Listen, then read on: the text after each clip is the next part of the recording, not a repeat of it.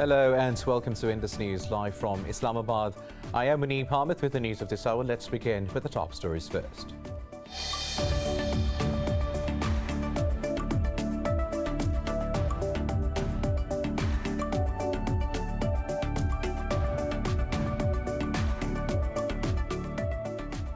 Pakistan's Prime Minister Imran Khan has warned of a strict coronavirus lockdown in the country if people do not follow precautions. In an address to the nation, Khan said the ongoing third wave is extremely dangerous than the last two.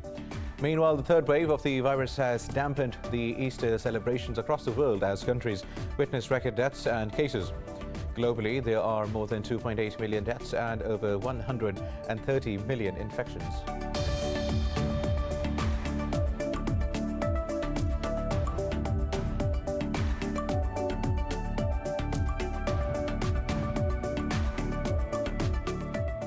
Islamabad says New Delhi should create conducive environment for dialogue as Pakistan wants to dial ties with all neighbours. Addressing a press conference in Multan, Foreign Minister Shah Mahmood Qureshi said dialogue is the only option to resolve outstanding issues with India. He said India is committing grave human rights violations in occupied Jammu and Kashmir.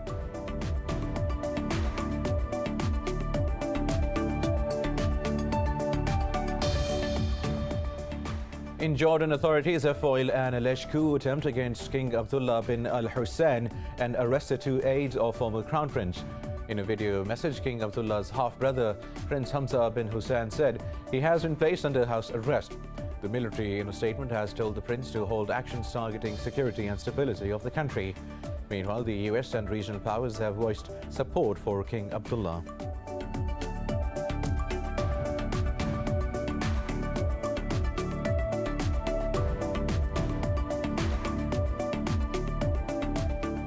The death toll of Indian troops from a gunfight against Maoist rebels has risen to 22. Police said 30 others were injured in one of the deadliest attacks. They added the forces were ambushed while returning from a search operation in Bijapur district of the central Chhattisgarh state.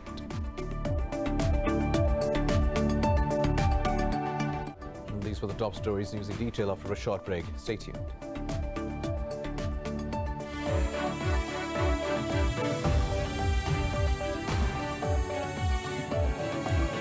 Welcome back. Now let's have the news in detail. Let's start from Pakistan, where Prime Minister Imran Khan has warned of a strict coronavirus lockdown in the country if people do not follow precautions.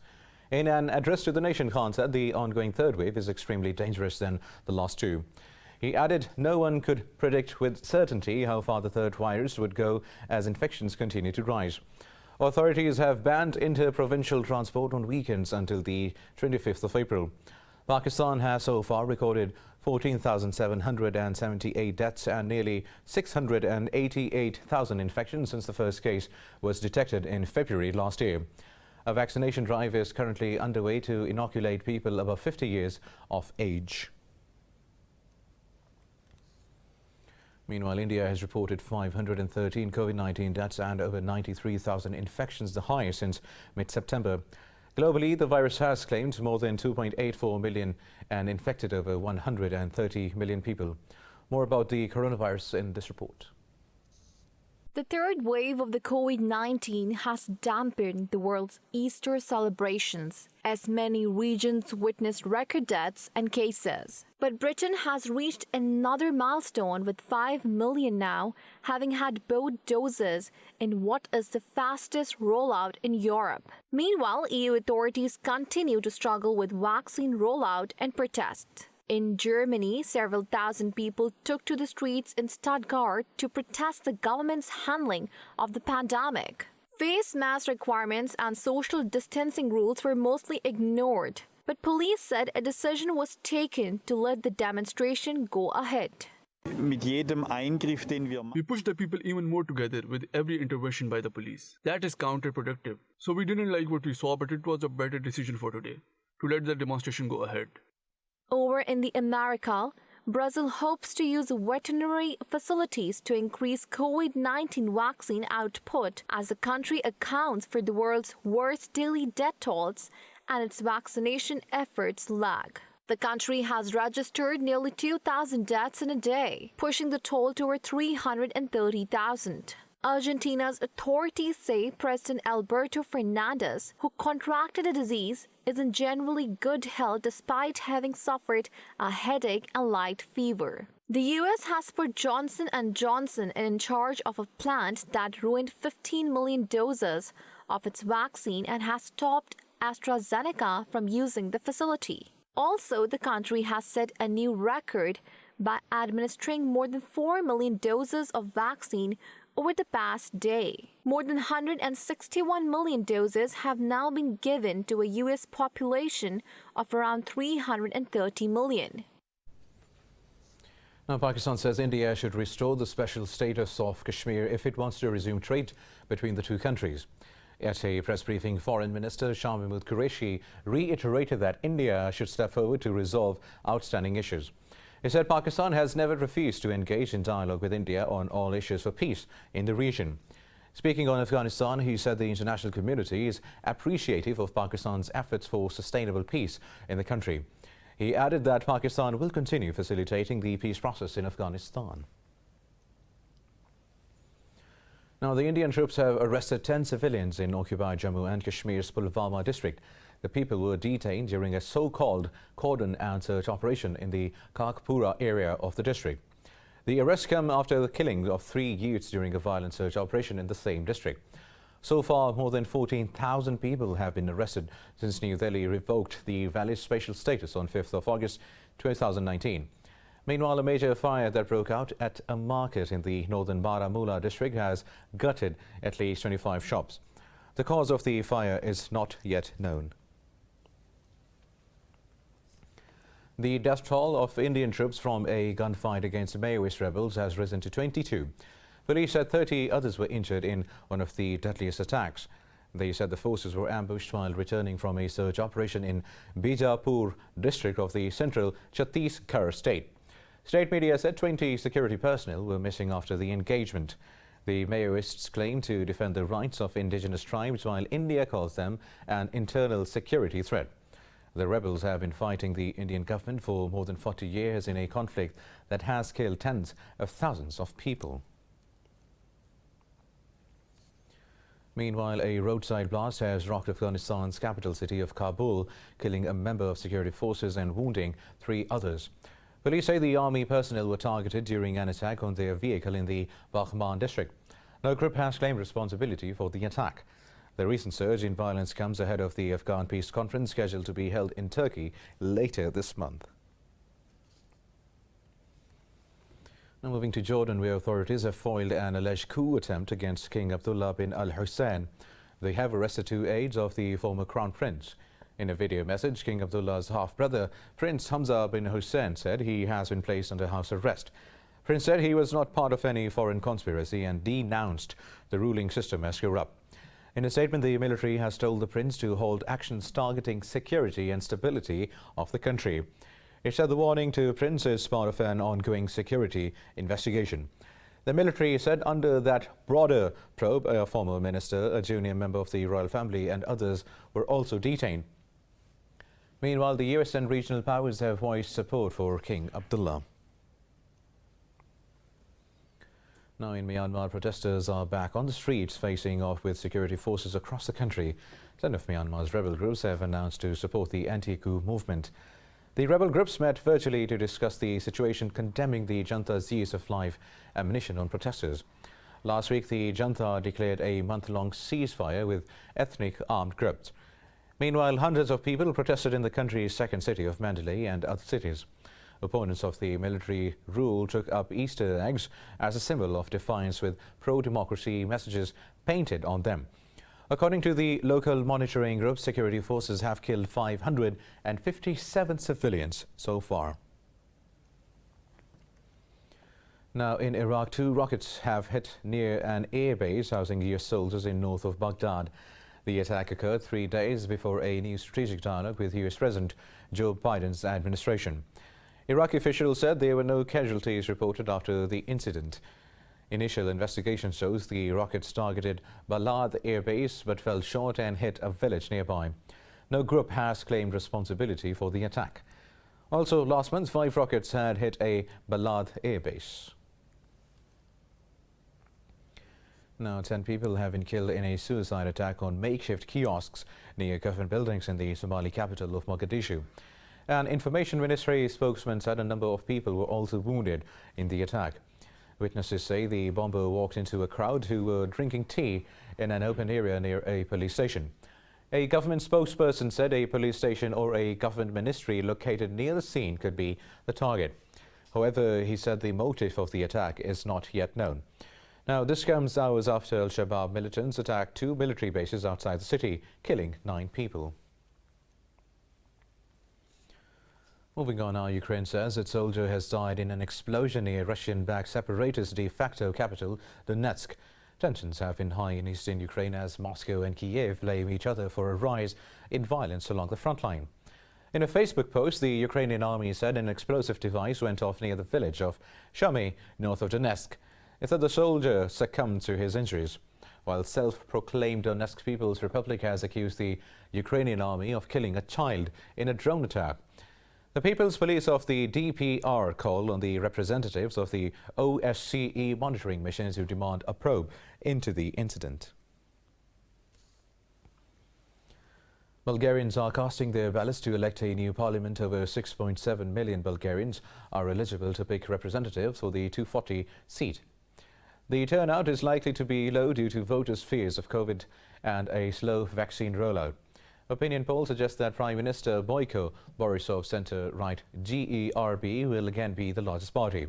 But he could fall short of the required majority in the House and may struggle to build a stable coalition in a more fractured parliament. Now, the United Nations has welcomed the United States' move to revoke sanctions against senior officials of the International Criminal Court. In a statement, a spokesperson said the UN Secretary-General Antonio Guterres affirms continued cooperation to the ICC. The statement read, "The court plays an important role in advancing accountability for international crimes." Earlier, the new US administration lifted the sanctions, calling them inappropriate and ineffective. The former Trump administration imposed the curbs over a probe into US war crimes in Afghanistan. Moving on now, 11 people have died in a road accident in China's eastern province of Jiangsu. State media said 19 others got injured after a truck collided with a passenger bus on the Shenyang-Haikou expressway. It said the truck rammed through the road divider and crashed into the bus, causing it to overturn.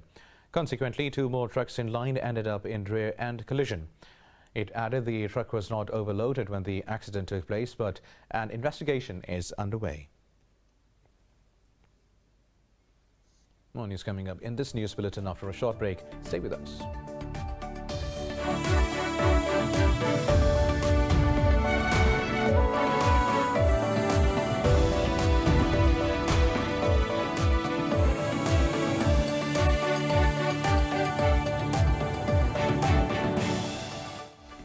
Welcome back now. Christians around the world are observing Easter today. This is the second year in a row that the festival has been marred by restrictions due to the coronavirus pandemic. In Vatican City, Pope Francis led a scaled-down Easter Vigil service, attended by only around 200 people. He expressed hope that the dark times of the pandemic would end and people could rediscover the grace of everyday life. In his homily, the Pope said, Easter brings the hope for renewal on a personal as well as a global level. It is always possible to begin anew, because there is a new life that God can awaken in us in spite of all our failures. From the rubble of our hearts, God can create a work of art. From the ruined remnants of our humanity, God can prepare a new history.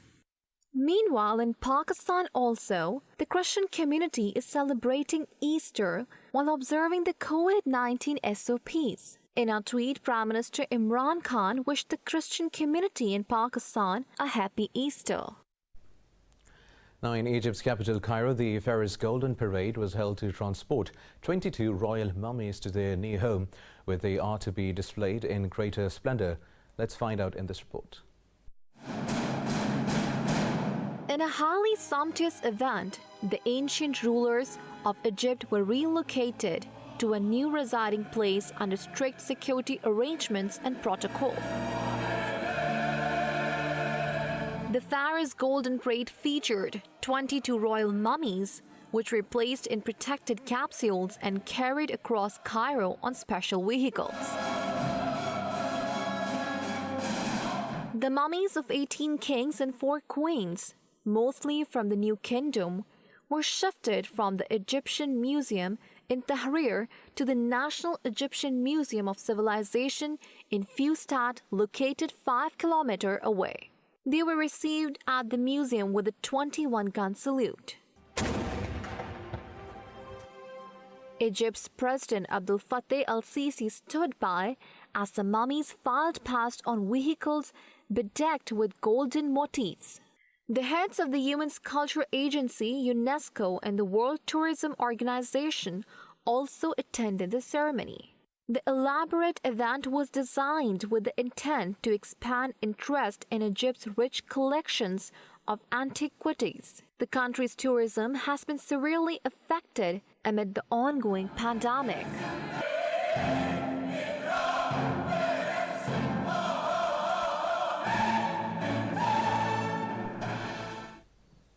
Now in China's capital, Beijing, laser light music and performances have come to enthrall audiences. High-tech installations provide an immersive experience to visitors following the start of Beijing International Light Festival. Details in this report. Yuantan Park is a popular site for enjoying cherry blossoms in spring. As the sun goes down, the park is illuminated with a high-tech light show every evening. Started on the 25th of March, the 18,000 square meter exhibition is divided into 15 sections, with themes including galaxy, variation, and blossom. The theme of our show this year is blue space. We've created a universe in which there's the blue planet. The visitors come in as explorers from Earth, they board the spacecraft, and it takes them to the blue planet. And the installations they see in the park are different bio-landscapes on planet blue. There, they need to complete several tasks, which are the interactive installations we've set up. So the exhibition is immersive and interactive. Every day at the park, nature's beauty is highlighted with little help from technology. The whimsical night scene uses 19 different types of lighting equipment, including over 12,000 point source lights and 2-kilometer LED light bands. This installation is called Awakening. And the concept is to use the warmth of our fingertips to thaw the glaciers on planet Blue, to nurture the growth of this mystical plant on the planet. Amid the second wave of COVID-19 pandemic, such festivals give people a reason to smile and make their beliefs stronger in life. The Light Festival will run until October.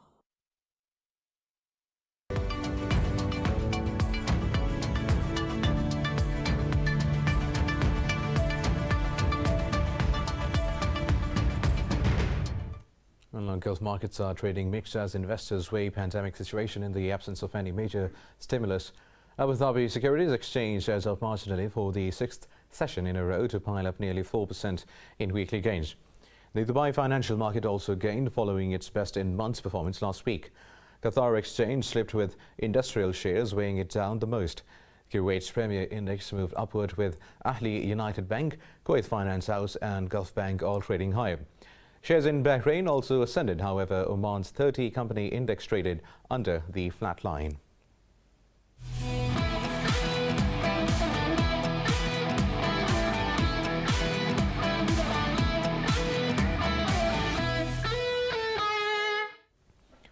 Thailand's Patty Tabatani Kit has secured a commanding 5-shot lead into the final round of the A&A Inspiration in California. Tabatana Kit sits at 14 under for the event and is poised to clinch her first career LPGA victory. She finished the day with 7 birdies against 2 bogeys. American ally Ewing and South Korea's Miriam Lee are tied in second place at 9 under. Meanwhile, China's Shan Feng slipped to 4th place at 8 under after a 72.